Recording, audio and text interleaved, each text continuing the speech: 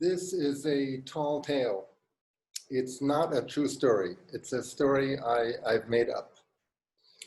So in the story I've made up, I am being awarded the National Medal of the Arts. A high-level committee has decided that I, a USA citizen living in India, have done such wonderful work as a storytelling scholar and trainer that I would receive the National Medal of the Arts, which is awarded by the President of the USA, who is currently Donald Trump. So usually the award ceremony happens in Washington, D.C., but times being what they are, this one is happening by Zoom. And I clicked the link and got into the Zoom room where things were being prepared for this big award ceremony. And the director of the event was asking people to do this and that. I was a little early. And to my shock, I saw also President Donald Trump in a little rectangle. He also was early.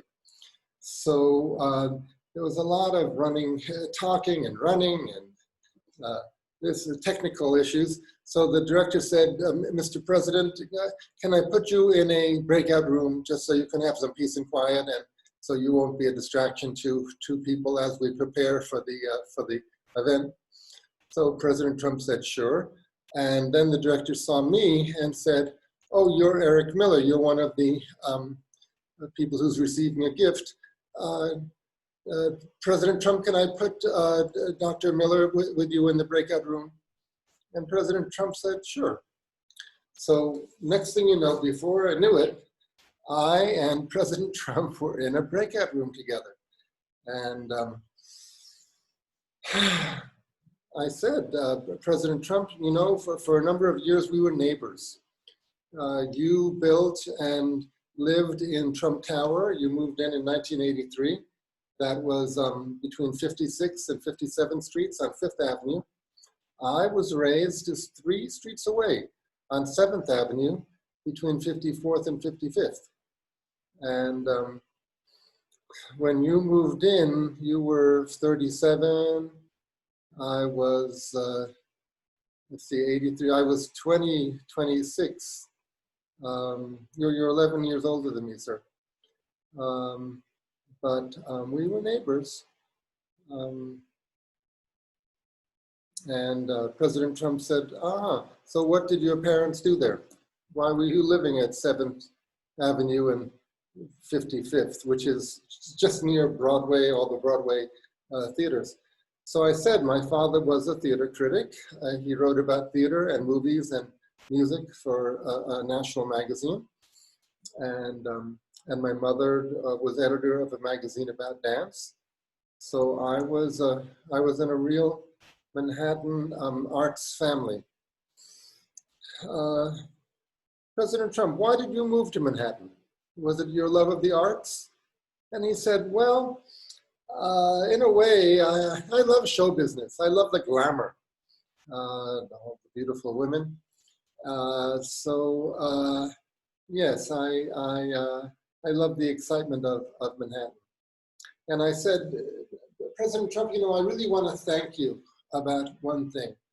In 1980, the ice skating rink in Central Park, near where we lived, went out of repair. The concrete under the ice needed to be repaired, and for years the city just couldn't get it done. They had many different plans, but they couldn't do it. So you, in '86, approached the mayor, Ed Koch, and said, Mayor, let me fix it. I'm in the private sector, I'm a builder, I built Trump Tower, let me fix this ice skating rink. And I believe you said you would do it without profit, for cost. You would contract out and companies would do it under your direction. And Mayor Koch said, okay, and you did it months early and underestimated cost. I think it took 6 months to do. And in November of '86, the ice skating rink opened again. And for those of us young people, or not so young people, living in Manhattan then, it was a real pleasure for us to be able to go ice skating again. And we were all very grateful to you. President Trump said, well, you're welcome. He said, I am proud that I could fix that rink. I wish New Yorkers were as appreciative towards me about other things, President Trump said. And I said, well, President Trump, I mean, what happened to you? In the 80s and 90s, you were a liberal. You were all for women's rights. You were all for gay rights. You said the best way to stop the drug war was to make drugs legal. So there would be no more illegal activity around drugs. So what happened? You changed so many policies that upset so many New Yorkers. And you know what he said to me? He said, Eric, when I decided I wanted to be president, I looked around and I just saw that the way to get elected was to appeal to the people who did not live in New York, who did not live in San Francisco, and did not live on college campuses. So yes, I came out against gay rights and women's reproductive rights, and against rights for people entering the USA. And I came very strong on religion. I said, President Trump, you know you're not religious. You never went to church. And he said, yes, I know, but I saw it. I understand the public and the masses. And I saw this was the way I could get elected. So I did it. So I said, okay, President Trump, here we are now. We've had these, I think of it as 3 pandemics, the virus, and then the racism protests. And I think most of all, the protests really are about poverty and income inequality. The wages have not risen in 40 years. The heads of companies now make 300 times as much as the other people in the company. That wasn't always the way it was. There's so many people are working but not making a living.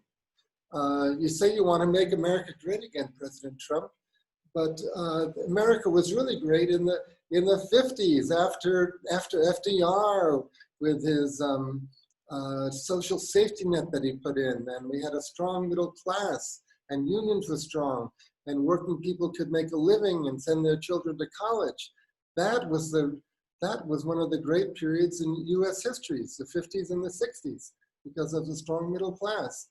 And middle class has gone down since then. So he said, well, Eric, what can I do? I said, President Trump, it's not rocket science. You have government programs to give people jobs, and you raise taxes on the wealthy. And he said, well, the people who got me elected wouldn't like it very much if I raised taxes. And I said, President Trump, come on, you can do it. You're a great speaker. You're a great convincer. You can do it. Listen, President Trump, let's be honest.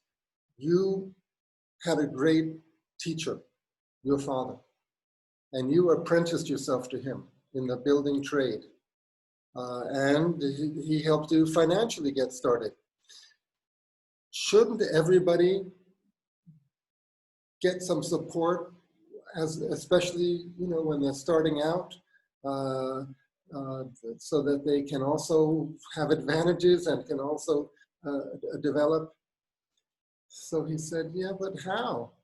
I said, I told you, so you have to raise taxes on the wealthy and the inheritance taxes, and there have to be more government programs. He said, Eric, I think I'll try to do it. because I can't stand, so many people hate me now. It's not what I signed up for. I don't want to be so hated.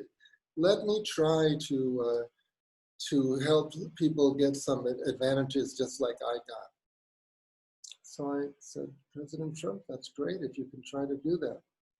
At that moment, we were snapped, taken out of the breakout room, and we were in the middle of this big award ceremony with people applauding and cheering, and President Trump awarded the medal to me and other people. And that's the story of my conversation with President Donald Trump. Thank you.